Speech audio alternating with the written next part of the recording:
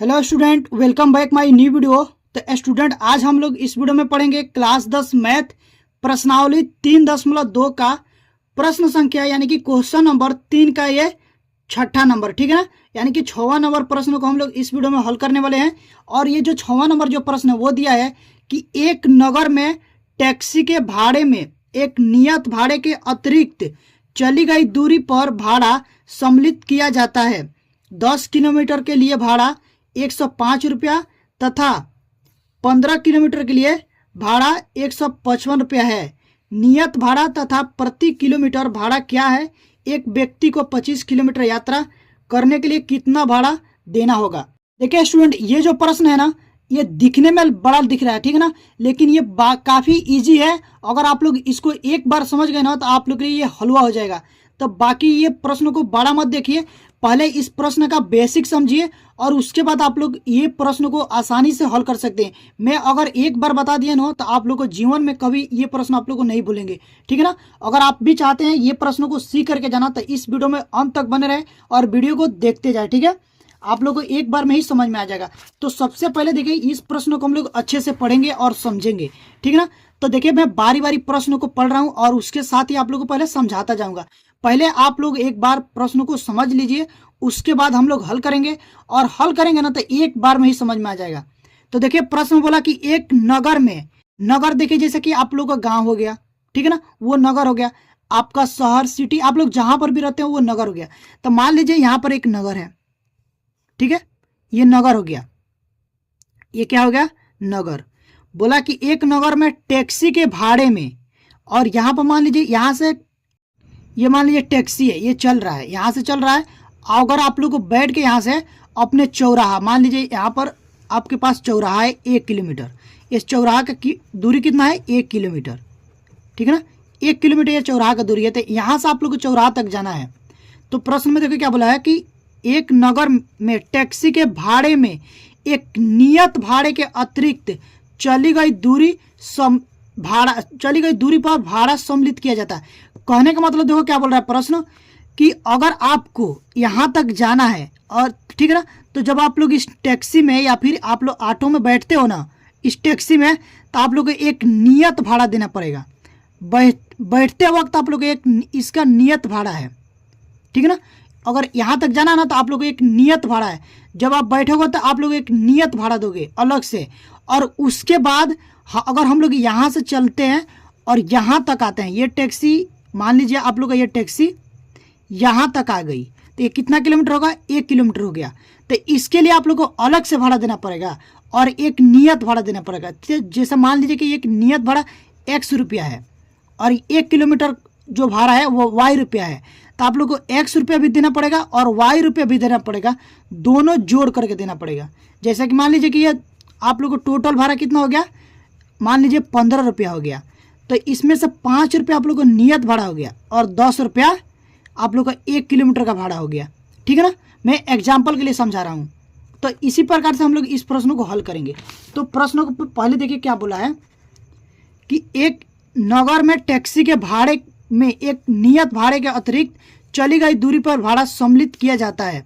10 kilometre दूरी के लिए भाड़ा रुपया 105 है तथा 15 किलोमीटर के लिए भाड़ा रुपया 155 है। नियत भाड़ा तथा प्रति किलोमीटर भाड़ा क्या है? एक व्यक्ति को 25 किलोमीटर यात्रा करने के लिए कितना भाड़ा देना होगा? अब देखिए, इस प्रश्न में हम लोग को क्या क्या ज्ञात करना है? एक तो नियत भाड़ा ज्ञात करना है और उसके बाद प्रति किलोमीटर भाड़ा कितना लग रहा है वो ज्ञात करना है। तो हम लोग यहाँ पर लिखेंगे हल और जो ज्ञात करना है उसको मान लेंगे। तो यहाँ से लिखेंगे माना टैक्सी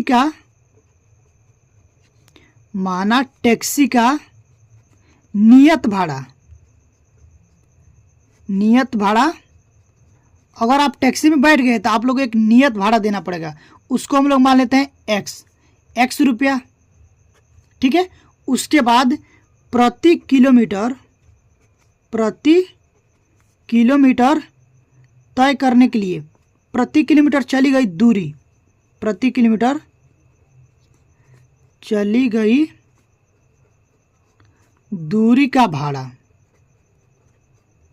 ये आप मान लेते हैं Y रुपया, ठीक है, इतना मान लेंगे।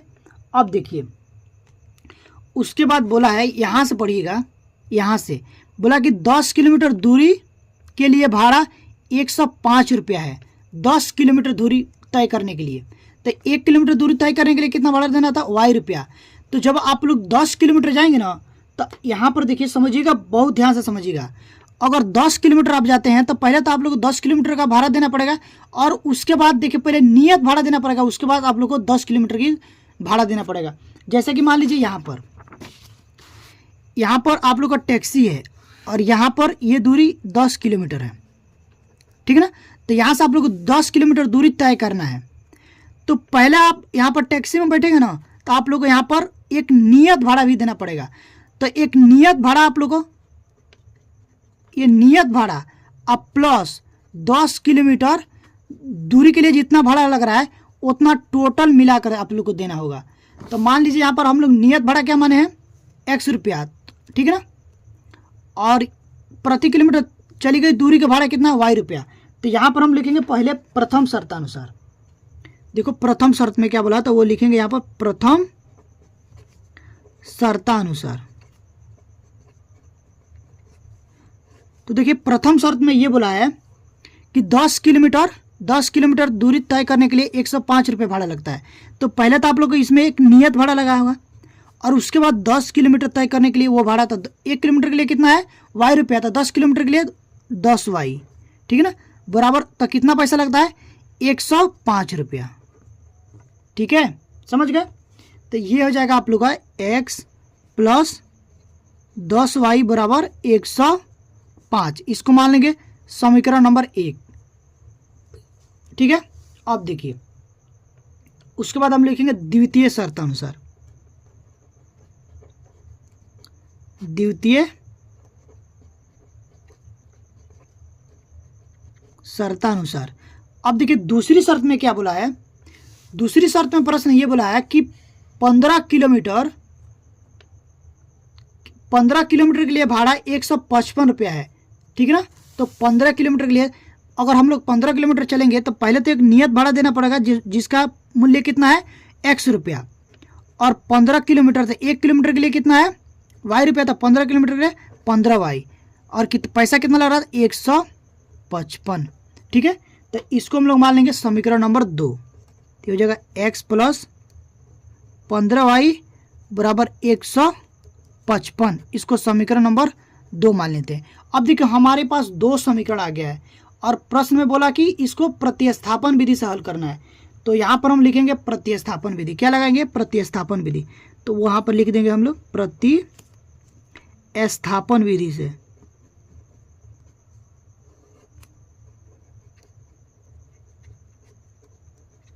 ठीक है ना, तो प्रतिस्थापन विधि लगा रहे हैं। तो प्रतिस्थापन विधि से देखिए कैसे हल करते हैं। एक समीकरण लेते हैं और उससे पहले x का मान निकालते हैं, और वो x का मान जो आता है वो समीकरण नंबर 2 में रख देते हैं, ठीक है ना। ऐसा जरूरी नहीं कि 1 से ही निकालेंगे, अगर आप चाहते हो तो समीकरण 2 से भी x का मान निकाल करके समीकरण 1 में रख सकते हो, ठीक है ना। तो चलिए मैं आप लोगों को समीकरण 1 से निकाल के दिखा रहा हूँ। तो यहाँ से हम लिखेंगे समीकरण 1 से, समीकरण नंबर 1 से। तो समीकरण 1 है, यहाँ से लिखेंगे x प्लस 10y बराबर 105। तो यहाँ से हो जाएगा x बराबर 105, और ये देखो 10y इधर क्या प्लस में, इधर क्या हो जाएगा माइनस में हो जाएगा 10y, ठीक है। इसको मान लेंगे समीकरण नंबर 3। अब देखिए क्या करेंगे। अभी मैं आप लोगों को बताया कि जो x का मान देखो किससे निकाले हैं, 1 से निकाले हैं। तो जो x का मान होगा ना उठा करके समीकरण नंबर 2 में रखेंगे। तो यहाँ पर लिख कर आप लोग को दिखाना पड़ेगा। तो यहाँ पर लिखेंगे x का मान समीकरण नंबर 2 में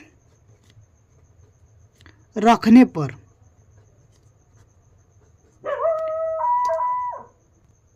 अब देखिए यहाँ पर समीकरण 2 है x प्लस 15y बराबर 155, ठीक है ना। तो x का मान कितना है 105 माइनस में 10y, यहाँ से हो जाएगा प्लस 15y बराबर 155।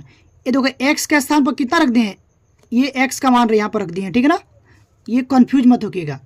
तो यहाँ से देखिए ये जो 105 है इधर प्लस में, इधर है क्या हो जाएगा माइनस में हो जाएगा। और देखो 15y में से जब 10y को घटाएंगे तो क्या बचेगा 5y, लेकिन ये प्लस में से घट रहा है तो प्लस का चिन्ह लगाएंगे यहाँ पर, तो हो जाएगा 5y, ठीक है ना। और ये इधर चला जाएगा तो हो जाएगा 155 माइनस में 105। अब 155 में से 105 को घटाएंगे यहाँ से, देखिए तो जब इसमें से घटाएंगे तो ये देखो 5 में से 5 गया 0, ठीक है ना। और यहाँ से क्या हो जाएगा 5 में से 0 गया 5, और ये 1 से 1 कट जाएगा, 1 से 1 कट जाएगा, ठीक है ना। मैं आप लोग यहाँ पर सामने दिखा रहा हूँ लेकिन आप लोग को कन्फ्यूजन ना हो, तो यहाँ से लिखेंगे देखो 155 और 105 घटाएंगे, 5 में से 5 गया 0, 5 में से 0 गया 5, और 1 1 कट गया, कितना बचा 50। तो यहाँ से हो जाएगा 5y बराबर 50, ठीक है ना। तो y बराबर हो जाएगा, यहाँ पर देखो 5 गुणे में इधर क्या हो जाएगा भगे में हो जाएगा, तो 50/5 हो जाएगा। तो यहाँ से लिखेंगे 5 एकम 5, ठीक है ना, और 5 एकम 5, तो यहाँ से हो जाएगा y बराबर, या फिर कहेंगे 5 दहाँ पर 50, तो हो जाएगा 10। y का मान आ गया 10, इसको डब्बे में बंद कर लेते हैं। अब देखिए क्या करेंगे, y का मान उठा करके समीकरण नंबर 3 में रख देंगे। यहाँ पर जो समीकरण 3 माने हैं ना, तो देखिए यहाँ पर यहाँ से लिखेंगे y का मान समीकरण 3 में रखने पर, 3 में रखने पर देखिए, अगर आप लोग जो भी काम करें लिख करके दिखा दीजिए, अगर डायरेक्ट मान रखेंगे तो ये सवाल आप लोग को अपूर्ण हो जाएगा, पूर्ण रूप से हल नहीं माना जाएगा, ठीक है ना। तो ये देखिए x बराबर 105 माइनस 10y, तो यहाँ से हो जाएगा 105 माइनस में 10 गुण है, y का मान कितना है, y का मान आया है 10, तो ये हो जाएगा 10 गुणे 10, ये हो जाएगा 10 दहाँ पर 100, तो हो जाएगा 105 माइनस 100, 105 में से 100 को घटाएंगे तो यहाँ से बचेगा 5, तो x बराबर आ जाएगा 5, ठीक है ना। x बराबर आ गया आप लोग का 5। अब देखिए प्रश्न में क्या बोला है, तो देखो नियत भाड़ा कितना माने थे 5, नियत भाड़ा कितना माने थे x रुपया, तो x का मान कितना आया है तो 5 रुपया, तो नियत भाड़ा कितना हो गया 5 रुपया, नियत भाड़ा हो गया 5 रुपया। और प्रति किलोमीटर चली गई दूरी का भाड़ा कितना है y रुपया, तो y का मान कितना आया है 50, तो ये हो जाएगा 10 आया है, 50 नहीं आया 10 आया है, यहाँ पर देखिए 10 आया है, ठीक है ना। तो ये हो जाएगा आप लोग का 10 रुपया। अब प्रश्न में बोला है कि 25 किलोमीटर यात्रा करने के लिए कितना भाड़ा देना होगा। तो देखो 25 किलोमीटर यात्रा करने के लिए मैं यहीं पे बता दे रहा हूँ आप लोगों को, एक डब्बा में बंद करेंगे। देखो 25 किलोमीटर यात्रा करने के लिए, 25 किलोमीटर यात्रा करने के लिए भाड़ा। अब देखो 25 किलोमीटर यात्रा करने के लिए भाड़ा, तो अगर आप लोग को 25 किलोमीटर यात्रा करना है तो सबसे पहले तो आप लोग को एक नियत भाड़ा देना होगा, जो कि नियत भाड़ा कितना है x रुपया प्लस, और उसके बाद 25 किलोमीटर आप लोगों को जो यात्रा करना है तो प्रत्येक किलोमीटर की भाड़ा कितना है y रुपया, तो 25 किलोमीटर की हो जाएगा y 25y। तो अब इसमें मान रखेंगे तो देखो x का मान कितना है 5, नियत भाड़ा है 5, और यहाँ से हो जाएगा 25, और प्रति किलोमीटर कितना है 10, तो यहाँ से आप लोग हो जाएगा 5 प्लस में 25 दहाँ पर 250 यानी कि 250, तो ये जोड़ेगा तो ये हो जाएगा 255, 5 और 250 यहाँ से हो जाएगा 255, आंसर आप लोग आ जाएगा 255, यानी कि 25 किलोमीटर यात्रा करने के लिए भाड़ा कितना देना पड़ेगा 255 रुपया। 5 रुपये तो आप लोग को नियत भाड़ा, जैसे आप टैक्सी में बैठे तो आप लोग को 5 रुपये देना ही है तो देना है, भले आप लोग 1 किलोमीटर जाए 10 किलोमीटर जाए उससे मतलब नहीं है। अगर आप लोग टैक्सी में बैठ गए तो आप लोग को इतना 5 रुपये देना है तो देना है, प्रश्न में ऐसा बोला है, ठीक है ना। तो आई होप कि आप लोग ये प्रश्न जरूर समझ में आया होगा, ठीक है ना। तो अगर आप लोग को प्रश्न समझ में आया है और वीडियो अच्छी लगी हो तो प्लीज़ वीडियो को लाइक करिएगा। चैनल पर पहली बार विजिट किए हैं यानी कि चैनल पर पहली बार आए हैं तो चैनल को सब्सक्राइब कर लीजिएगा, क्योंकि सब्सक्राइब का कोई पैसा नहीं लगता, सब्सक्राइबर पूरा फ्री है। आप लोग इसको सब्सक्राइब कर लीजिएगा और बेल आइकन को भी प्रेस कर दीजिएगा, ताकि जो भी वीडियो डालूंगा उसका नोटिफिकेशन आप लोग के पास तुरंत पहुंचेगा और आप लोग की तैयारी अच्छे से हो पाए। तो स्टूडेंट अभी के लिए इतना ही, मिलते हैं इसी तरह की नेक्स्ट वीडियो में, तब तक के लिए थैंक यू फॉर वॉचिंग।